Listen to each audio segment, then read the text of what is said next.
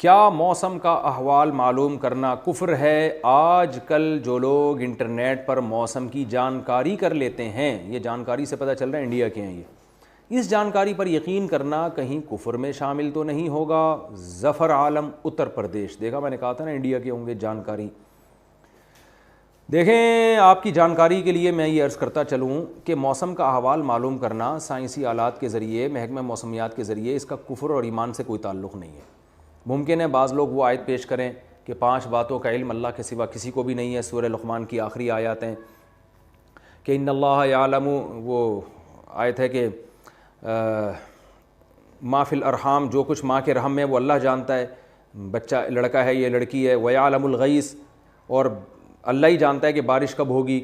تو یہ بارش کا، اور وما تعلم نفس بأی ارض تموت، اور کسی نفس کو پتہ نہیں ہے کہ کس وقت اس کی موت واقع ہوگی، کس زمین میں اس کی موت واقع ہوگی۔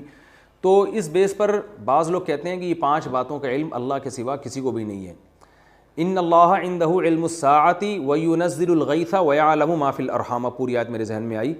ان اللہ یعلم ما فی ان اللہ یعلم، کیا آیت تھی یار، ان اللہ یعلم غیب السماوات والارض، کہ آسمانوں اور زمین کے غیب کا علم اللہ کو ہے۔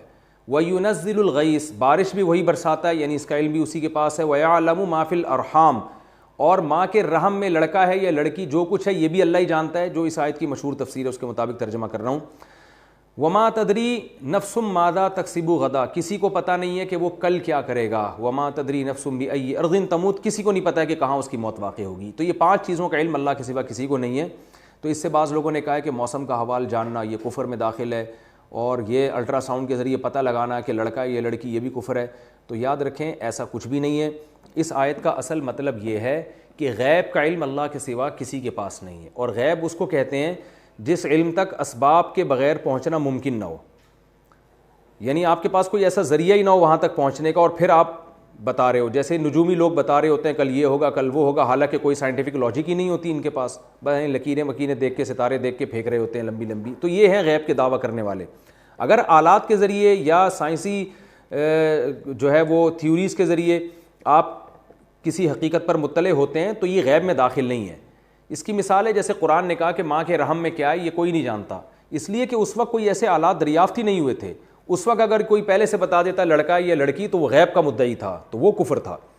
لیکن اگر وہی کوئی پیٹ چاک کر کے ماں کا بتا دیتا کہ دیکھو میں نے تو یہ تو لڑکا ہے اس کے اندر، تو وہ پیٹ چاک کر کے جب دیکھ لیا نا، تو اب وہ غیب میں رہا نہیں ہے، تو اس لیے اب اس پر اطلاع دینا وہ غیب کا علم ہی کہلائے گا۔ تو کبھی پیٹ چاک کر کے دیکھ لیا جاتا ہے ماں کے پیٹ میں کیا ہے، کبھی الٹرا ساؤنڈ ان ریز کے ذریعے بھی پتہ لگا لیا جاتا ہے۔ تو بارش کا اگر سائنسی آلات کے ذریعے کوئی بتا دے کہ کب نازل ہوگی تو یہ بالکل ممکن ہے، اور اس پر یقین کرنا یہ کفر اور ایمان کا اس سے کوئی دور دور کبھی تعلق نہیں ہے، کیونکہ سائنسی آلات کے ذریعے بتایا جا رہا ہے، جھانک کے دیکھ کے بتایا جا رہا ہے، ہواؤں کے رخ کو دیکھ کے بتایا جا رہا ہے۔ تو وہ غیب وہ نہیں ہے جو آج کل پیر و فقیر لوگ بس ویسے ہی ہوائی فائرنگ کر رہے ہوتے ہیں ستاروں کو دیکھ کے اور لکیریں وکیریں بتا کے۔ تو یہ لوگ ہیں جو غیب کے مدعی ہیں، ان پر یقین کرنا بہرحال کفر ہے۔